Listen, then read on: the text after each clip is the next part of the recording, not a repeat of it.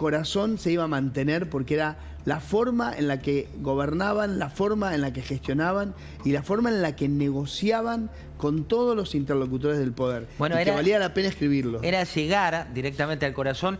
Vamos a ver dos partes. Por un lado, la cocinera, ¿no? Porque hoy apareció la cocinera, una nota de Hernán Capielo, que hablaba de una persona, de una mujer.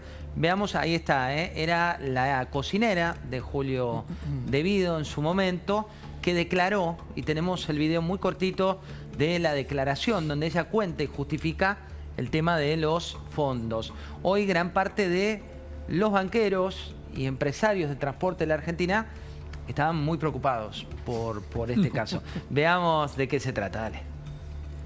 Y trabajaba en varias casas limpiando por hora que me pagaban,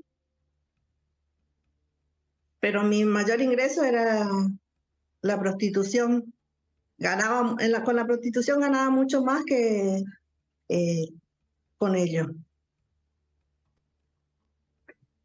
En el año 2007, el 7 de octubre del 2006, empecé a trabajar en un hotel llamado Posada Los Álamos, del Calafate. Trabajé hasta el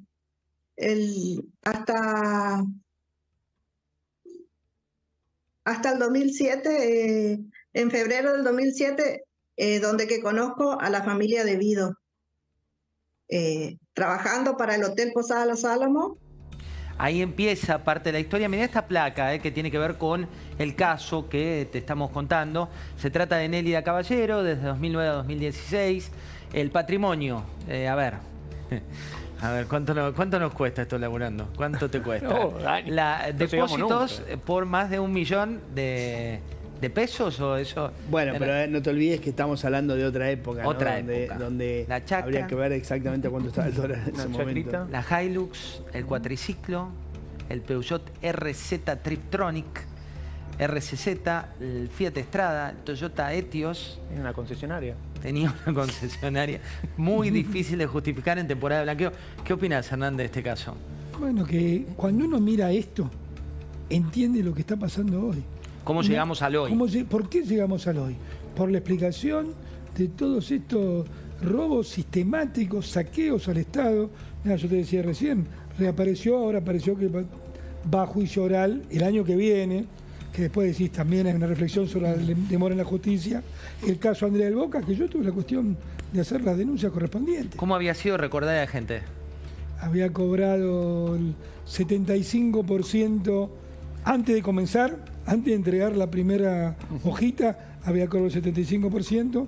Nunca entregaron un capítulo editado, pero sobre además, 35, Hernán, y el proceso de selección no existía. Fue elegido a dedo por Julio De Vido, manejado por la Universidad de San Martín. Era perla negra, pero el mundo real. En realidad, eso es muy impresionante, ¿no? Porque habían generado un sistema de pasarle dinero a las universidades, por eso acá, digamos, empezamos a dar vuelta. Ahí vuelve todo le a lo pasaban mismo, ¿no? dinero a las universidades para generar algún tipo de contenido.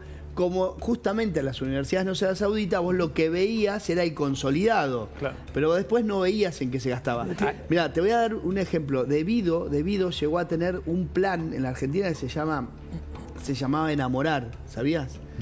¿A quién enamoraba? Bueno, yo hoy creo que nos vamos a ir a casa un poco. Era un plan del Estado que era, y yo nunca me voy a olvidar porque había un spot todo, que era la primera política pública de la historia de la Argentina destinada a generar amor. Así era el spot. ¿Esto es cierto? No, es cierto, tuvo partidas, y yo no sé si él habrá enamorado a mucha gente o no, yo no vi mucho, lo estudié todo, hubo partidas para el programa Enamorar, y hacían de todo, dentro de eso había de todo, por ejemplo, peregrinaciones al Vaticano, de gente conocida, recitales, miniseries, todo bajo el paraguas del programa Enamorar. Pero además las cifras, yo me acuerdo perfectamente, yo anulé en el momento de entrar 1.200 millones de pesos.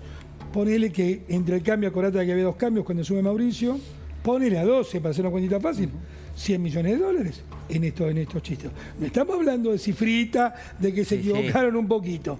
Y todo con la opacidad que les daba triangular con las universidades, básicamente. Bueno, Esa era la clave. ahí se usaba... Tanto procesado, para ser clarísimo.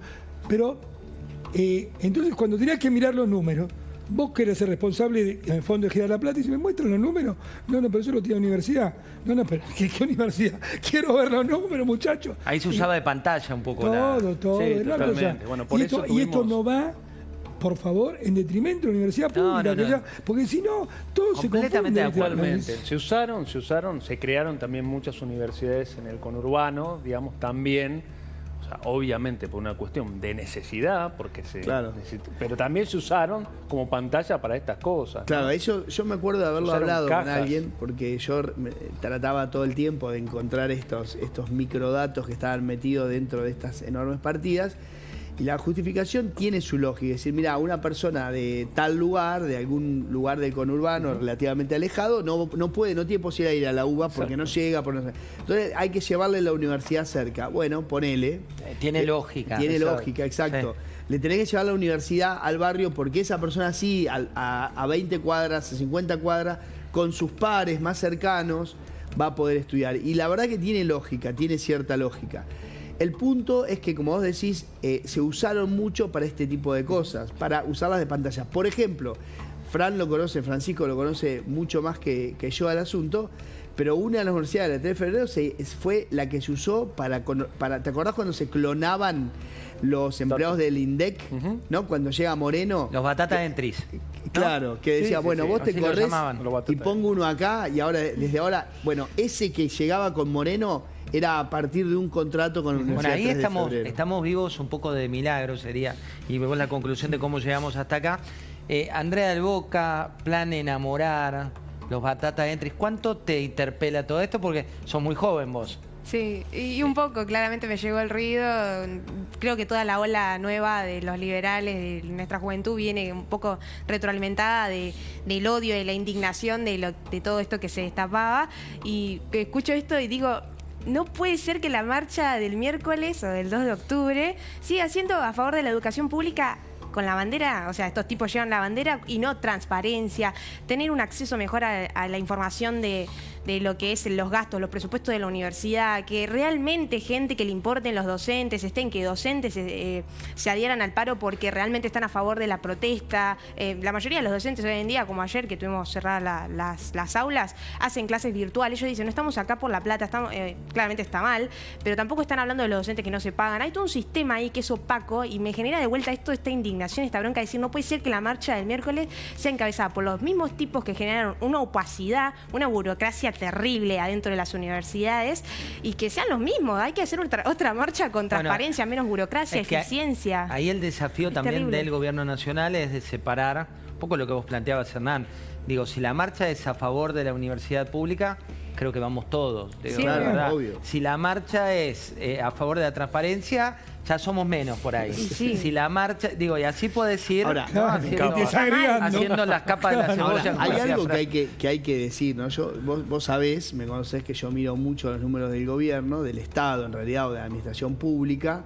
Todos los meses se publica como una suerte así de libreta de almacenero, que es súper interesante, que dice, bueno, estos son los ingresos, estos son los gastos, ¿no? Con rubros muy generales. Pero dentro de esos rubros generales está también la universidad, las transferencias a las universidades.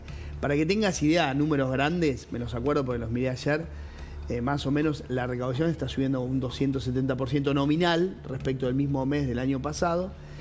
Los jubilados a un 180, o sea, 100 puntos por debajo de lo que sube la inflación, y más o menos al 170 están las universidades. O sea, hay una brecha. Hay una brecha, grande. Exactamente. O sea, los números de los ingresos del Estado, que los ingresos, como te digo, las rentas más los impuestos y demás están subiendo al 100 y pico, está bien, en este mes se empieza, ya tenés un impuesto menos que recaudar, que es el país que ya no se recauda más, o una parte por lo menos, pero más o menos tenés 100 puntos de diferencia entre uno y otro. Yo tengo la impresión ahí que tengo la sensación de que el ajuste se hizo fuerte en el primer trimestre y después se fueron actualizando los datos por inflación. Entonces, nunca se recuperó ese ajuste del primer trimestre. Absolutamente. Que fue fuerte, ¿no? Es un poco el caso de los jubilados, ¿no? Que quedó un rezago ahí. Exacto.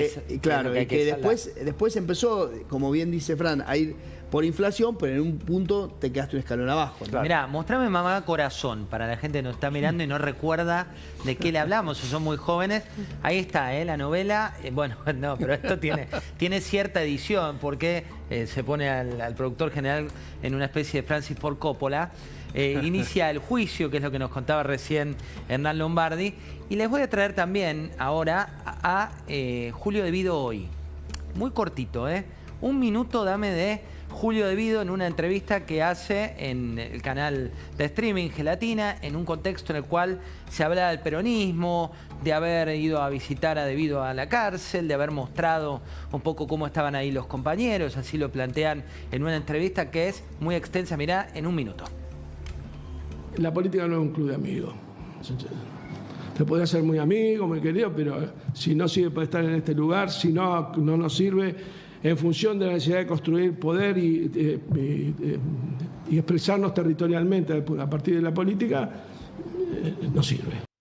Y aparte de la política, viste que los puntos siempre hacen una recta, también decía esto Julio De Vido. Superamos más de la 125, ¿no? ¿Hubo algo ahí que se quebró? Está todavía ahora. ¿Está todavía? Sí, pero más que nada hubo errores muy grandes. Lustó en el Ministerio de Economía, Locaña en el Ministerio de Salud.